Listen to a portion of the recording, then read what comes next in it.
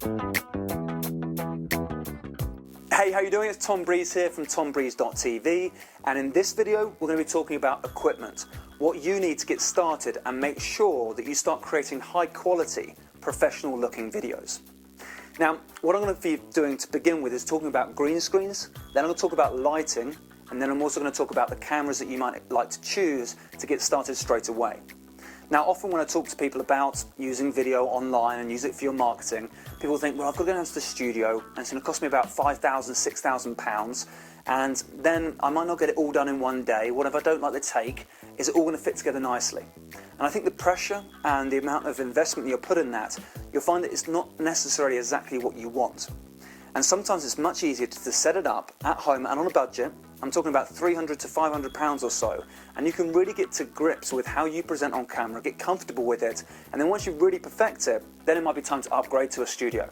But for now, I reckon you can get some real high quality video going straight away, some real professional looking video, because I'm going to show you exactly what you need to get started.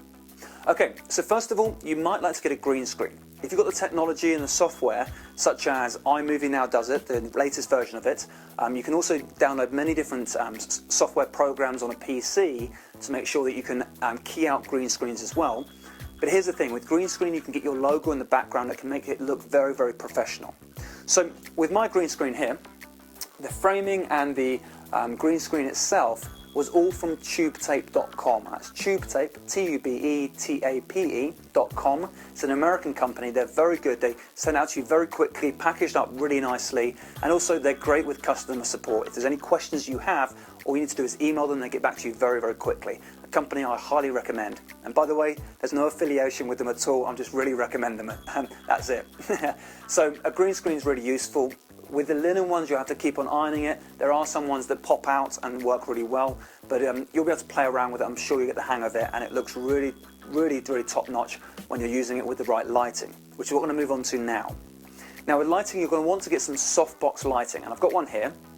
Very lightweight, and they're really good because they package up very, very small, so you can transport them around if you're going to be doing different location shoots and etc. Now, so just move out the way of this. You'll see behind here with this softbox lighting, you've got the softbox itself, and then you've also got the stand that it comes on, and you've also on the back here you've got the different opportunities to have different levels of lighting. So depending on where you're shooting, you might find that you've got a good quality light already. So for example, natural daylight. However, you might want to get this opportunity to turn it to a very hard light, so you're really lighting up the place, or you just have it as a soft light as well. So you see you've got two switches on the back here, and you can just play around with them and make sure they just look right.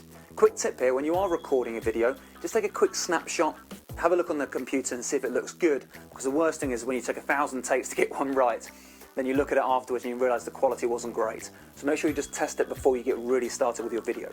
And so you want to do that every day.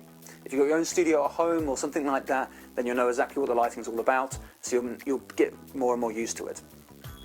Inside, you'll see you've got the diffuser on the outside, and this is what makes the light less harsh in your face. And inside, you'll notice that there are 4 large bulbs, and those bulbs are really quite powerful. Now here is what you want to make sure you don't make the mistake of buying halogen lights. Halogen lights get very, very hot, and they'll burn you. And they're not that great because they use a load of energy. I was at a conference recently where someone was using halogen lights, and the softbox moved ever so slightly, and when it did, it nearly caught fire. And that would have been a nightmare, because you can imagine in the middle of a large conference with a fire going on, not good news. So what you want to do is buy fluorescent lighting. Fluorescent lighting uses a lot less energy, it's still as bright, and it comes across really nicely diffused. So it's got the diffused bulb and the diffuser here. And you'll find that you won't burn yourself, and you get the necessary lighting quality that you need. So make sure you go for fluorescent lighting as opposed to halogen lighting. Big tip there. The place where I get all my lighting is SMIC. SMIC, SMICK.co.uk, another fantastic company, great with support as well. I highly recommend them, and again, no affiliation with them at all, just my independent review of their website, I suppose. That's where I get all my lighting from, and they send it to you very quickly, all packaged up nicely as well. Finally, I want to talk about cameras, video cameras. Now, there's always a lot of debate about what sort of camera you want to get and how much should I be investing, etc. Now, something that I'm very familiar with using is the Flip. the Flip HD. You want to get the Flip HD. You can get the Flip Mino HD, whatever's good with you. This one, you can replace the batteries quite easily. With the Mino, you've got to keep on charging it up. And with the Mino, you only get an hour's worth of video. With this one, you get 2 hours worth. So there's pros and cons. You probably want to go and have a check out yourself if you're going to go and invest in a flip camera. They're very, very easy to just point and shoot and go. You won't get great depth of field or anything like that, or you won't get like the look where it's kind of a bit more blurred in the background and more focused up front, which can look like a really nice shot sometimes, especially if you're doing outdoor shots. And you may see some videos when I'm out in Dubai when I do those shoots as well. They look really high quality because of the camera that I'm using. Now, flips are really good. The other one that you might want to use is a Kodak ZI-8. In fact, if I was to go for a camera these days, I probably would go with the Kodak ZI-8. Reason being, it's got an external mic, which means the sound quality can be picked up that extra bit, with the extra quality, I suppose, in the sound, especially if you're recording your own voice. And the great thing about the ZI-8 is that you can actually take 1080 HD. That's the highest quality HD. It doesn't matter what camera you've got, 1080 is the best you can get, and it's full HD, which is great about the Kodak ZI-8. And it's also got different settings, which means it's nice and easy to use.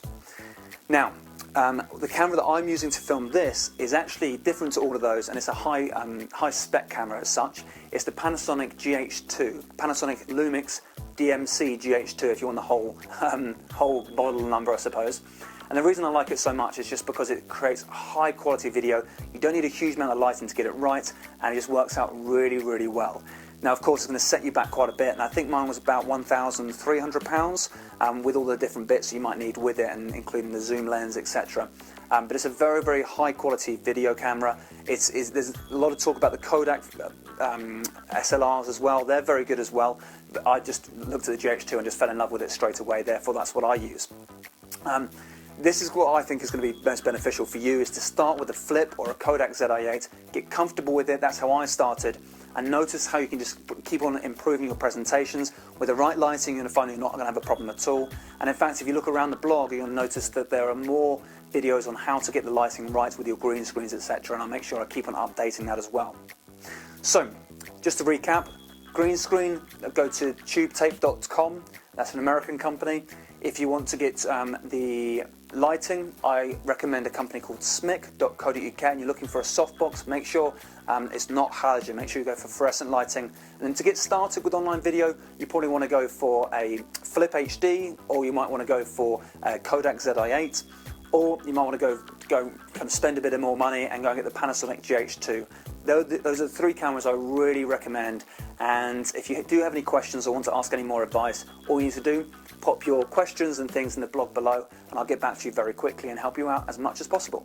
I hope you've enjoyed this video. Please let me know what you think of this video as well, and if I can help you out any more, and then I look forward to keeping interactive with you.